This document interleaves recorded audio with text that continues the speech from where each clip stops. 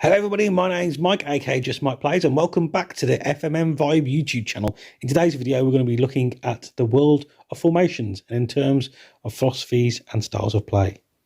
Style of play slash formations or philosophies, whatever you want to call this, is a very opinionated business, but we're going to be dissecting in today's video, not only really for the mobile, this could be used for the full fat game as well, but having a look at the kind of two philosophies that I believe that only really stand true when trying to pick a game slash structure slash philosophy slash formation in the world of Football Manager.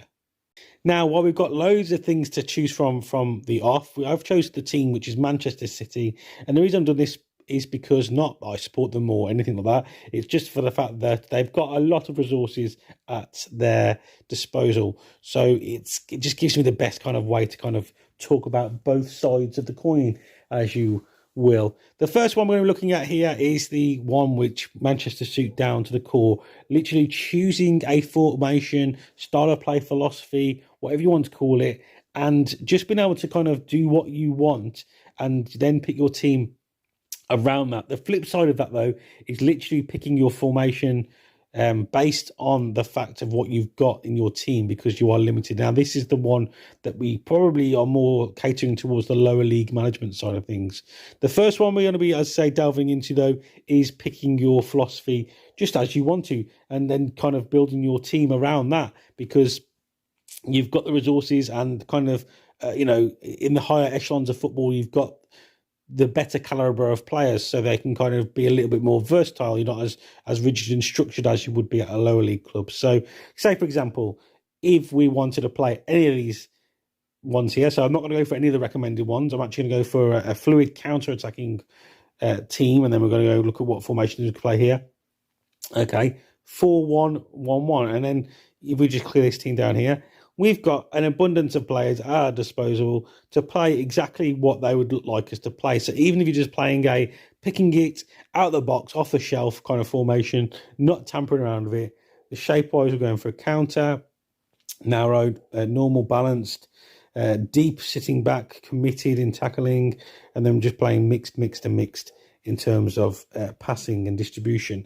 So if I was to pick a team now, a quick pick, and have a look. I mean, look at that already. It almost picks itself, and we've got good links all over the picture already, in terms of formational wise and structural wise as well. So again, because these players are so versatile and stuff, we might not have players in their natural positions like Sterling, Rodrigo, and Zinchenko for some reason. Is it because why is Zinchenko's natural position as an attacking midfielder? That's weird. Is that always been the case?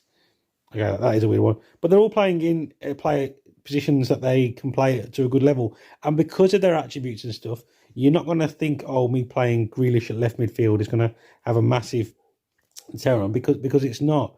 Because he's got good pace, good decision-making, good movement, shooting, dribbling, passing. He's got too much good about him to not get the job done there for you. So although naturally he's an inside forward, we've got him playing as a wide midfielder. Again, a job he would just be able to get done and do to a good standard. If we were to start a game, and maybe we go for wing play, and then we choose one of the more weirder formations, 4-2-4-1. 4-2-4-1, that's not a formation, Mike. 4-2-4.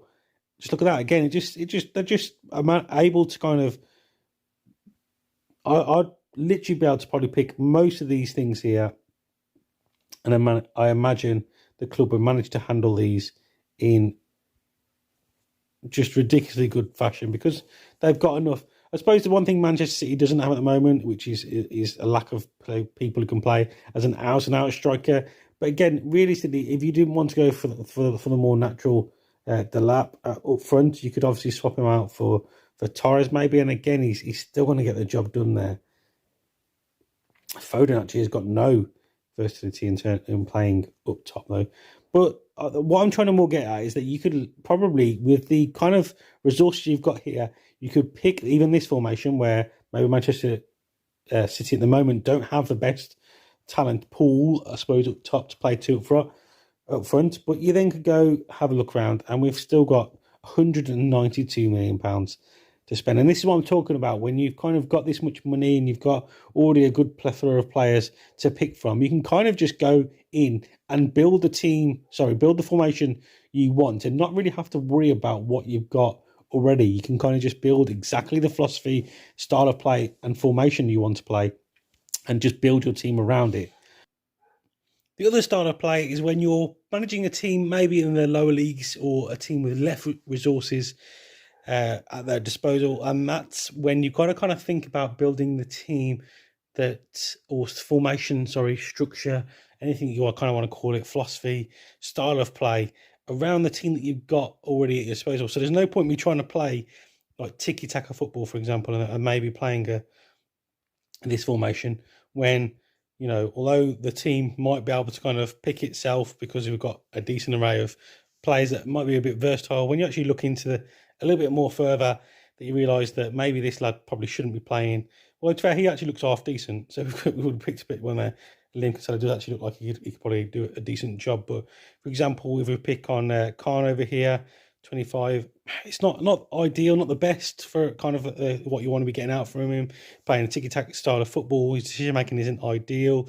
Passing needs a little bit of work on as well. I suppose for League 2 level, it's not terrible, but again, you got to look around the players you've got in your arsenal really, and make sure you're picking the best options available to you there. Because, as I said, when you're at Manchester City, you can kind of put a player in to a position that he might not be overly familiar with, or a style of play, or whatever position.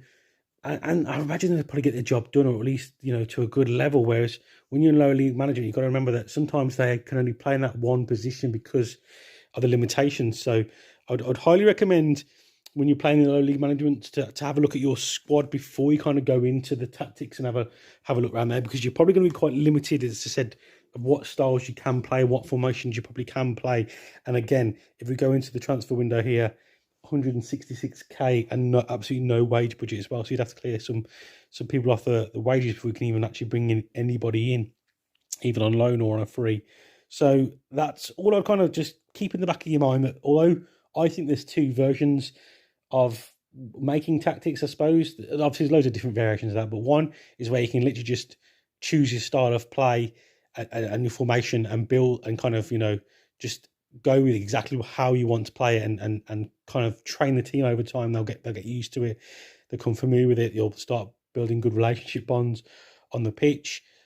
Whereas when you're in the low league, and again, if you haven't at the time got that in the kind of, you know, upper leagues, you kind of got the resources to go out there in terms of money and go out and buy the players that you need to get the squad to exactly what you want them playing. Whereas you're in the lower leagues, unfortunately, you are a lot of the time held to ransom of what you can play because of what's at your disposal. If you do want me to go into a little bit more depth about this, I would happily do that. I'd sit here and talk tactics all day. Maybe we can look at a few different teams and maybe break down how I would line the team up if I was managing them, because I think it's one of the aspects of the game which is maybe overlooked sometimes, and sometimes people will just try and pick one tactic to win everything, and I don't think that's the case. I think there's a lot more to it than that. Just because it works at a certain level doesn't mean it's going to work at every level. But hopefully, as I said, this give you a little bit more information, a little bit kind of more insight into how I go about things when I'm managing the team. I say it's not all a one-size-fits-all game, unfortunately, guys. It is a game of tinkering around and seeing what's best for the club that you manage and the players in your disposal. So if you have enjoyed this episode, then guys, and don't forget to show your support by dropping a like and all that kind of good stuff. Make sure you drop in the comments as well anything you want to see us do further on the channel. And if you do wish to join the FMM Vibe YouTube team as well, then get in contact with me either over on the forums or on Twitter. And yeah, guys, I hope you're all staying safe. I hope you're all doing well. And I will catch you guys next time in the next one.